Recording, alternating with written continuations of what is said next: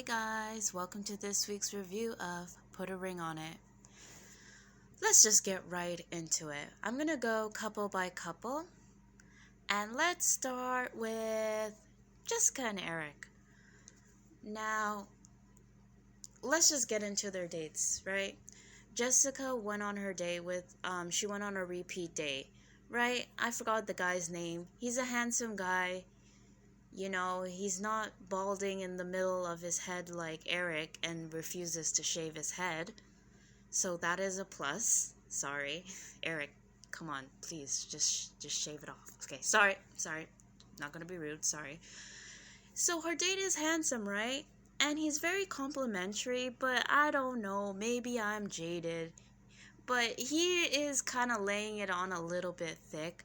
I know Jessica is a beautiful woman. Plus, she has a good spirit, right? She's bubbly, she's outgoing. So I can understand why someone would find her charming right off the bat. Right? But I do feel like he is doing... Okay, let me take that back. I don't think he's doing too much. But, you know, you shouldn't get swept up in that when someone just knows you for 2.5 seconds and they want to say you're the best thing since sliced bread. It's like, you know, thank you that you think I'm amazing, but you don't really know me like that. And sometimes you can kind of be love bombed a little bit, and you can go along with that thinking that this person thinks you're so amazing until they really get to know you. And not to say that you're not amazing, but people are more complicated than that, right? They have many different layers. So you don't want to commit early on to somebody when you guys don't really know each other, right? And if someone is just like, oh my gosh, you're the one, it's almost like they're kind of rushing you into making that commitment before you're really ready to. But it seems like Jessica realizes that. She made a comment that ultimately she did end up deciding to go on another date with him, which I understand, right? He's a good looking guy and he is complimentary, and I feel like he gives her, she said that he gives her the things that Eric doesn't. He gives her that compliment. He says that, wow, you are a good communicator, you have a good spirit, you're attractive. Maybe it's been a while since Eric really gave her that attention. Although she admitted that he is maybe moving a little too fast, but I think right now it's not so much the man. I think she's just really enjoying the attention that she's getting from this guy. You know, and hey, that's part of the process, right? To kind of see maybe what you're missing in your relationship. So she's going for it. Eric also goes on a date, right? You know, yet again, I don't know the date's name, right? But the lady, she's absolutely... Okay, let me not... She's good looking, okay?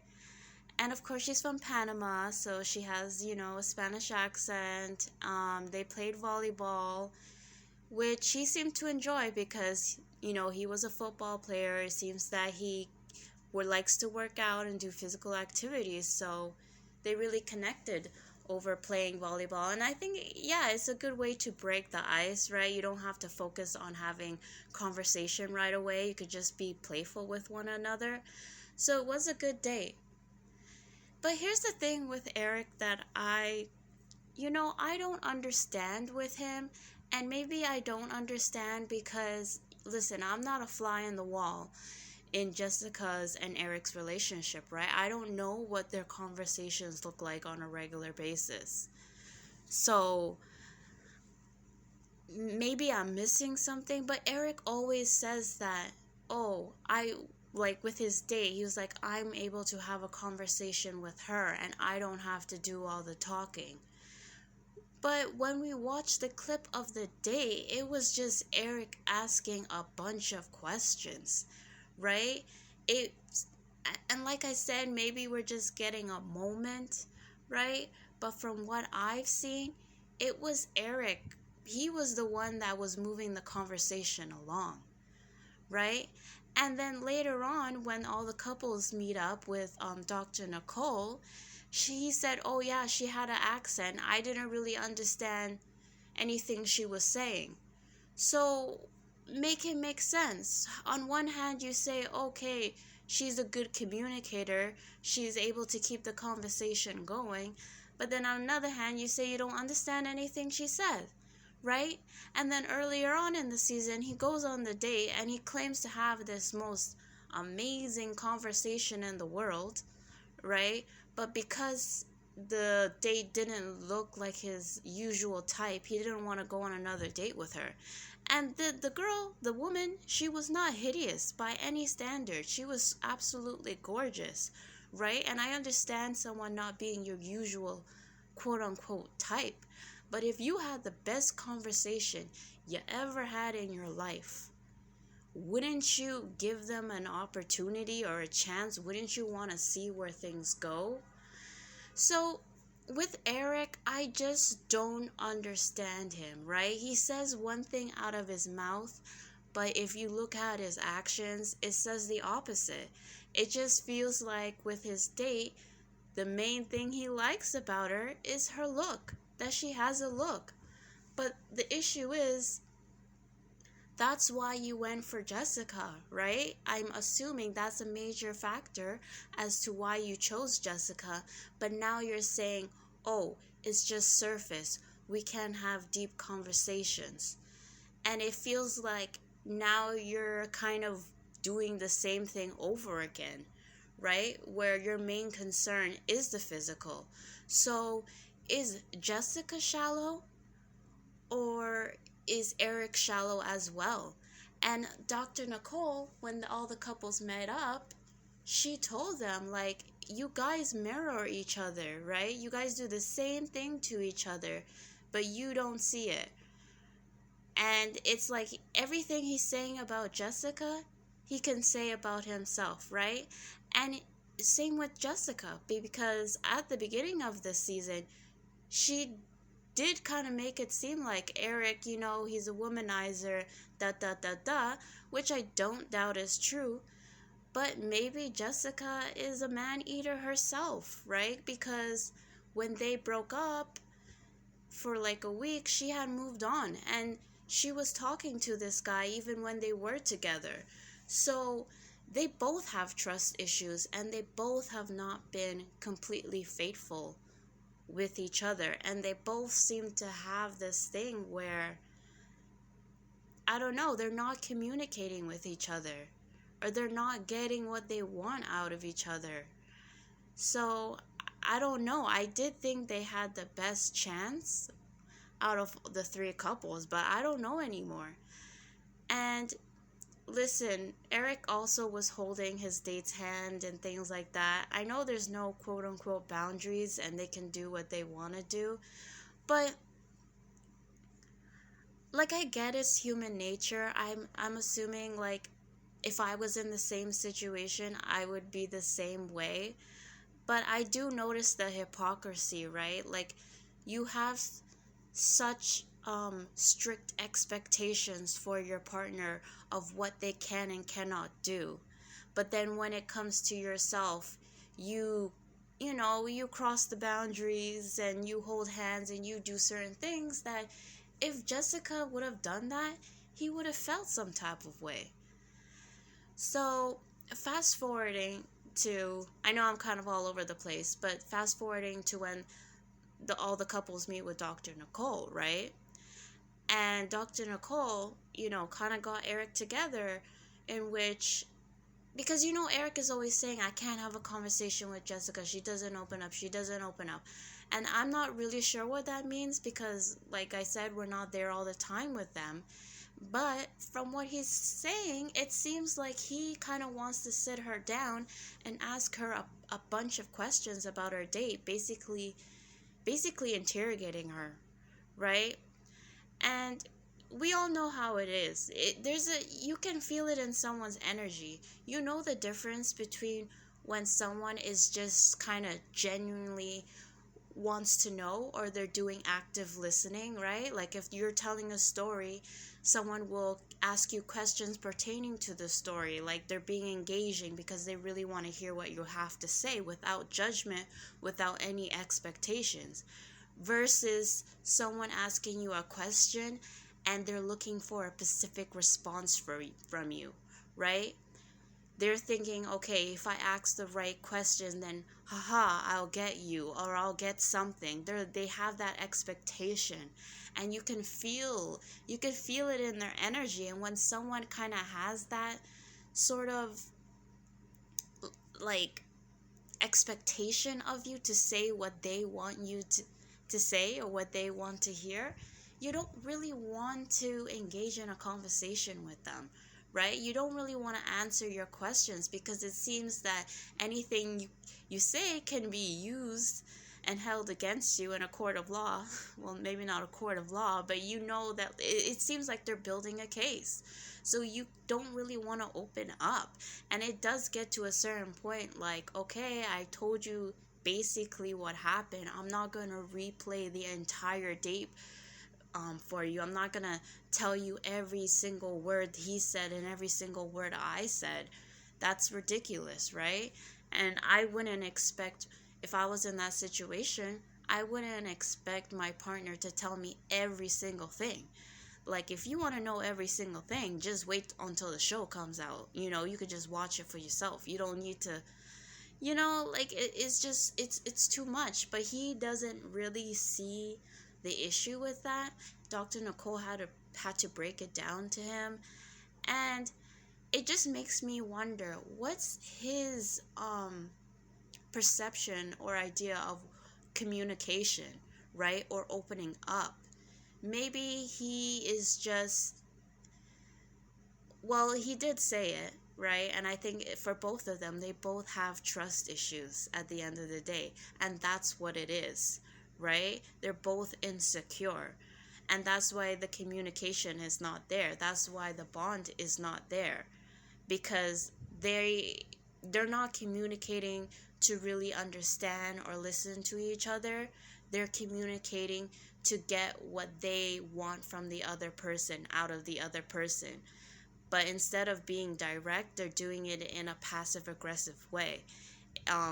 Jessica in her date, what she's getting is that ego boost of someone, appreciating her. And I guess Eric is just getting a fresh start where he doesn't have to deal with Jessica's betrayal. So we'll see how it works out as the season goes. I'm not too sure about them, but I'm still rooting for them. It's like on the surface, on paper, it seems like they would get along, or they would be a good couple, because Eric is very bubbly, Jessica is very bubbly. I think they could have good energy together. They just need to kind of leave the past in the past and, not leave the past in the past. I guess they have to work through it first. But at some point, they are going to have to let that go, and they can't just keep bringing it up over and over again. But I am rooting for them, I guess. I am. Now, LaRonda and Sean. Oh, okay.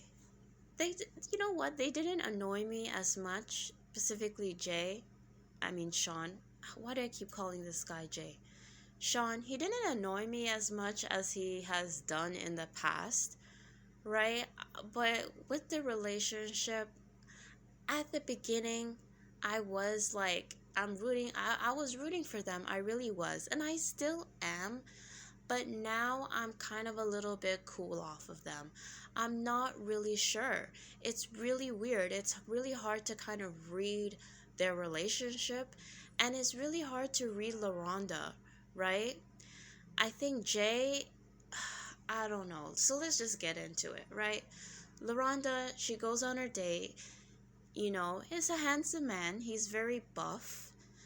And he's an older gentleman. And at first, LaRonda wasn't really feeling him, but as the conversation began to flow, she maybe started to see that, okay, there's some vibes here.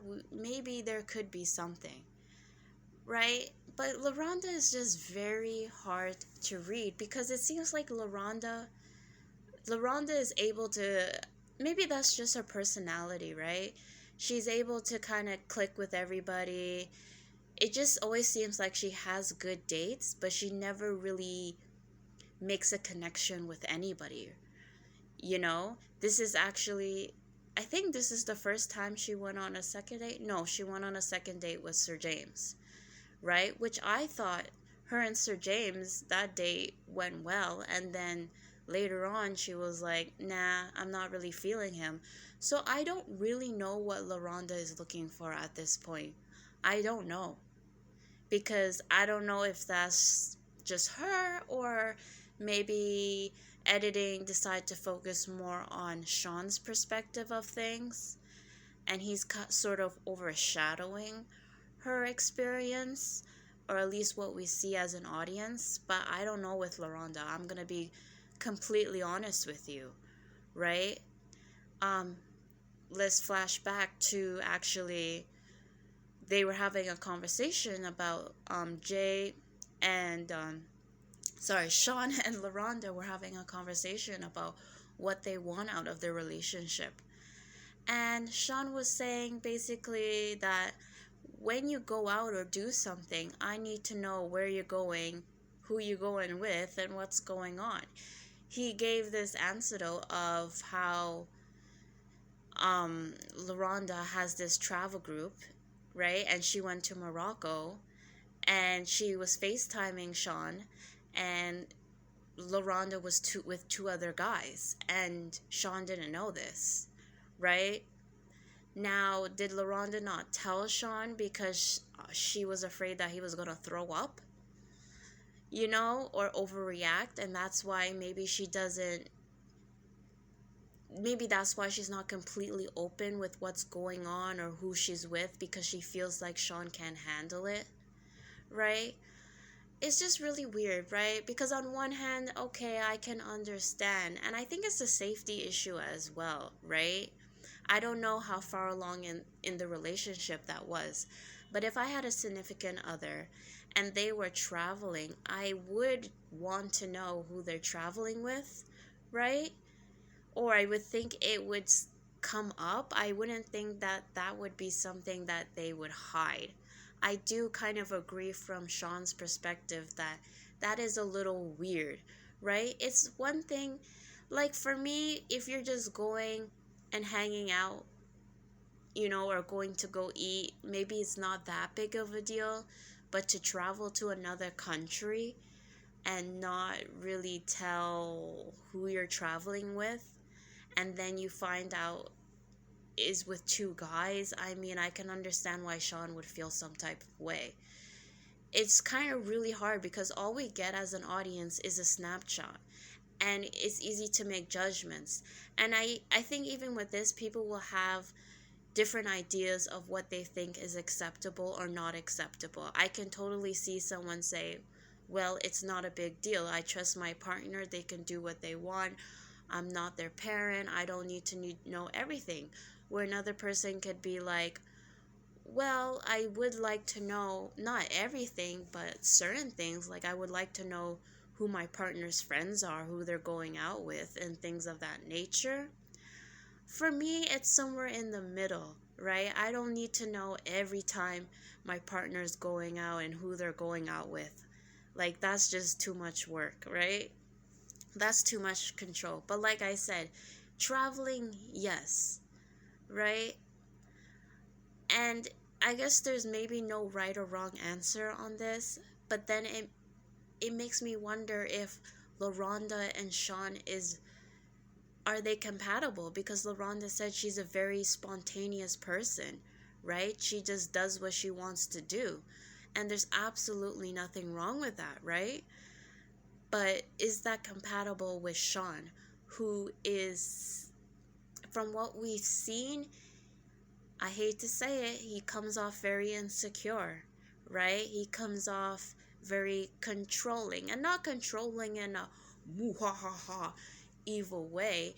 It's more controlling out of fear, right? And if LaRonda is more of a free spirit,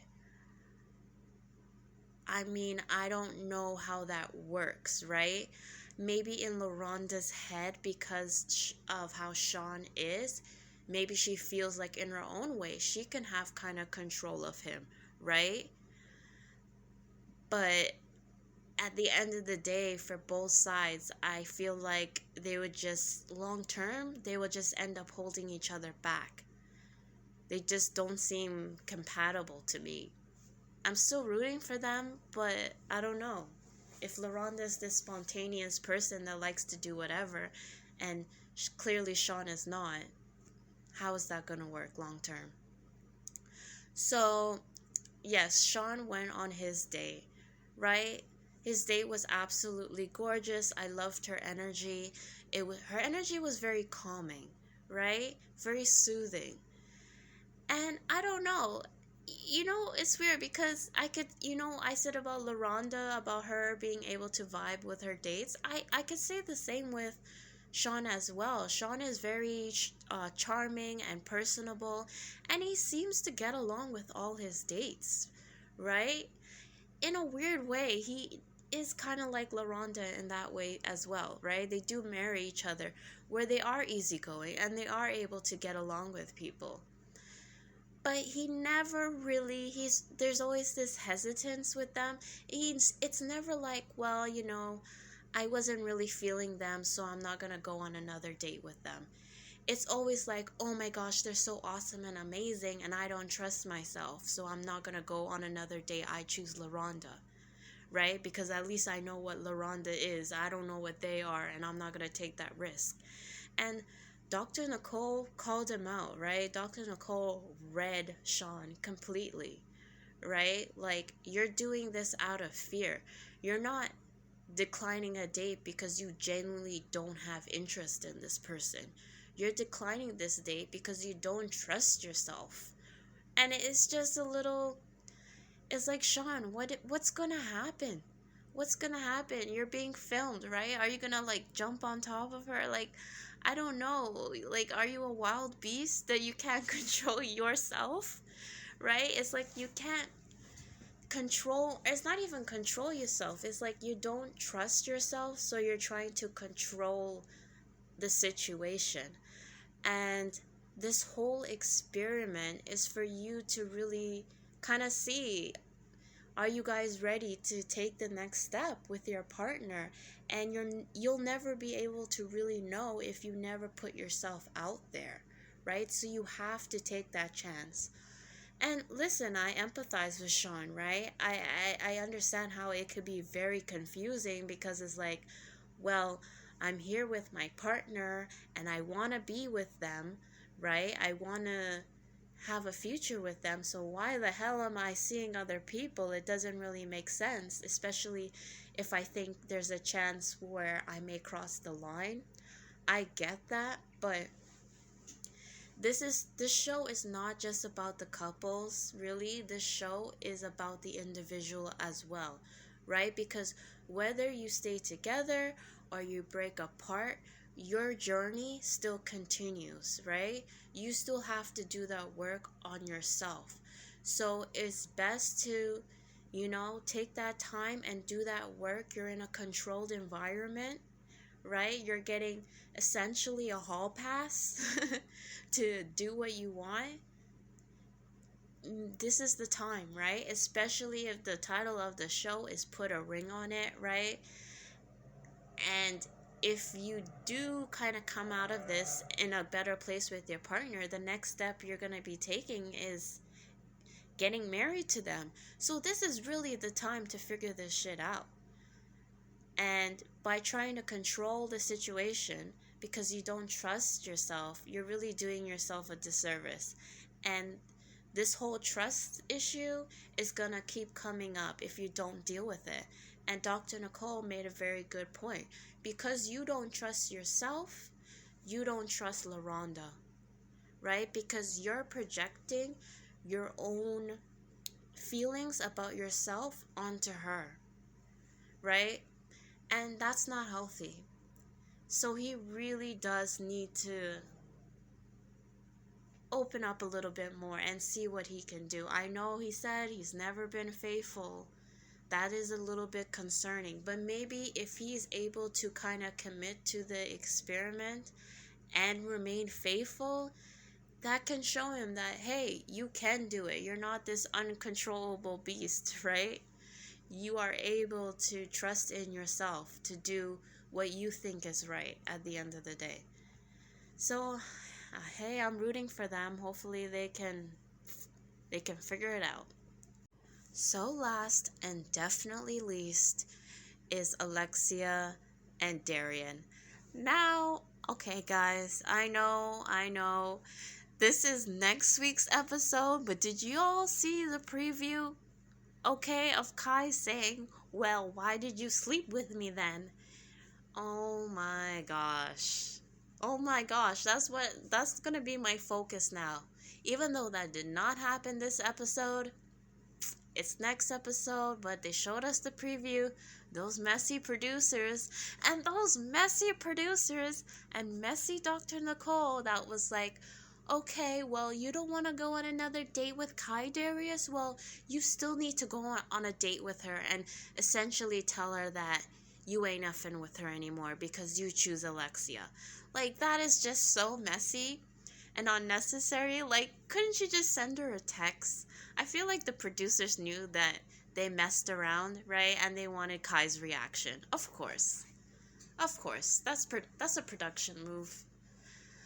That's a production move. And as terrible as that moment is, I hope that Alexia watching right now, it validates every single suspicion that she's ever had about Darian. Darian gaslit her this entire relationship for 14 years. She gave up her career in basketball. Not just her career. She said her love. She gave up her love of basketball for this guy. This guy had 3 children on her, right? When they were on a break. Please, right? She wants to be married to this guy.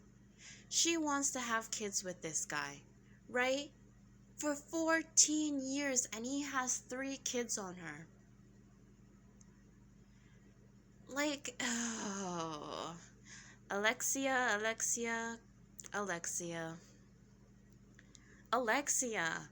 Like, on one hand, I get it to a certain extent, right? I know that nobody's perfect and we can all be fools in love, and sometimes we hang around a lot longer than we should.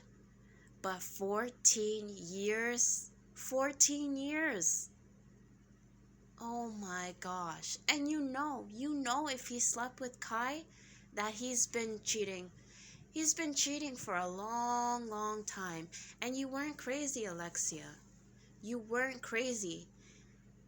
And here we go again with trust. This is a big theme on this show. Trust. You weren't crazy, Alexia. The problem was you didn't trust yourself and your instincts. And when Dr. Nicole said to them, well, said to her specifically, right? Well, before I say that, let me say this. So, initially, right, Dr. Nicole said that they should go on a date. And Alexia said no, but later on end up going on a date with Darian, right? And they talked about some of the issues that they were having. And she was like, I'm gonna need you to give up that condo, right? Because with that condo there, it just leaves space for me not to trust you. Because too many times you say, oh, I'm going to the condo, I'm going to the studio, but I just have a suspicion that you're cheating on me, essentially, right? That you're up to no good. And at first, Darian is like, come on now, I'm not gonna do that. He's very resistant, right? And then he starts talking about his issues, and one of his issues is that he doesn't like Alexia hanging out with a particular guy that he feels has feelings for her, right? Which is understandable. And she was like, okay, you give up the condo and I'll stop talking to this person. And he agreed, right? And she was so happy. She was so ecstatic. And Dr. Nicole said to her, when she was telling them, okay, he's selling the condo, right? Dr. Nicole said to her, now, is the issue the condo? Is that the real issue here? And then she just doubled down and was like, yep, it bugged me. That was the issue. I'm so happy now. And what Dr. Nicole was trying to say in that moment, the issue is not the condo, right? The issue is that Darian is cheating on you. Okay, maybe Dr. Nicole wasn't trying to say that in particular, but I feel like that's what she was saying, low key, right? Like, the issue is not him having a condo, right? The issue is him cheating on you. And let's be real, if he's gonna cheat on you, he's gonna cheat on you. He doesn't need a condo. Now, is the condo a lot more convenient for him? Yes. But he can get a hotel, he can get a motel, they could do it in the car, he could go to the girl's place, he can go to his friend's place, he can go to the quote-unquote studio, he can say, oh, I have a performance. He can make up any sort of reasoning or an excuse, right? Oh, I have to go, visit my baby mama. I gotta go pick up the kids. I gotta go take them here. I gotta go do this. I gotta go to work. You get my point. He can say absolutely anything to you, right? If he's gonna lie to you for 14 years, right, saying he's going to the studio, it's like, it's not the condo. The condo is not the thing. He can lie to you and say he's going to somewhere else. The condo is not the issue. The condo makes it convenient for him, right? But that is not the issue. And that's what Dr. Nicole, I feel like that's what she was hinting at. But because they kind of came to a good place, I don't feel like she wanted to disrupt it too much, right? Because it seems like they were doing good. But I mean, they had me. They had me just a little bit, right? Because you want to root for these couples, right? You don't want to wish people to break up, especially if they claim that they love each other. You don't want them to end. And they had me. They had me just a tiny, tiny, tiny bit until I saw the preview, right? And then I felt gaslit by Darian. I did, right? But I knew Darian was a liar. Like, just look. This guy can't even look. When he's talking to people, he can't even look them in the eye. He's closing his eyes. He's waving his hands. He's looking to the side. He's screwing up his face. He can't sit still. He can't sit still with himself, right? He can't. I don't know what that is, but he can't sit still with himself. Oh my gosh, there's just so many red flags with this relationship. There's so many red flags with this relationship. And even with her saying that she feels like she can't, she doesn't have a voice, that he is the loud one, that he takes over. And he's basically gaslighting her. This is a classic example. If you want to know what gaslighting is, watch Darian. And this is what he does. Anytime that she brings up anything that, that she feels like he's, doing wrong or he is being shady, he blows up, right? He starts with the theatrics. He makes her think that she's crazy, that she's insecure, that she's making it up, that it's all her fault, right? And she puts it all on herself. And she asks herself, well, what can I do? What can I do to make this situation better, right? What can I do to make our relationship stronger? It's always on her. It's always on her. She gave up her career for him in basketball, right? Where he gets to quote unquote go to the studio.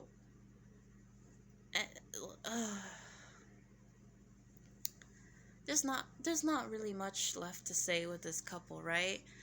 I don't want to give spoilers, but if you guys, know about Darian, and I'm not gonna say it just in case you guys don't know, but it doesn't take a mind reader, right? It doesn't take a psychic to tell where this relationship is heading, right? Straight in the garbage, straight in the trash, where it belongs, right? And Alexia, this was a blessing. Coming on this show was a blessing for you. Hopefully you move on, right? And she says, "Oh, he loves me, right? I just don't like the way he loves me," and da da da da. And I don't even know if he loves her. I just think she's safe, she's comfortable, and he's able to control her, right? He like, other people, let's be real, other people may not put up with that bullshit, right? But she will. So of course, if she's gonna put up with his bullshit, then of course he's gonna keep her around for 14 years, right? Because someone like that, especially someone that is serial cheating and doing dirt, like, they can't be by themselves. He can't even sit still. Like I said, he can't sit still with himself. So he's the type of person, he needs somebody there with him. And she's gonna be there because guess what? She mirrors him as well. She can't be by herself either, right? So they stick with each other. But they're miserable. They're not happy. They're not. That's it, guys. That's it. I I uh, I can't wait till next episode, right? I cannot wait. Maybe, maybe production is doing that sort of thing where they want to kind of leave you with a cliffhanger, but it's not true. Like, "Oh, well, why did you sleep with me?" On the phone. I don't know, like I doubt it. It's probably real. It's probably true. I, I believe it. Anyways, that's everything, guys. See ya.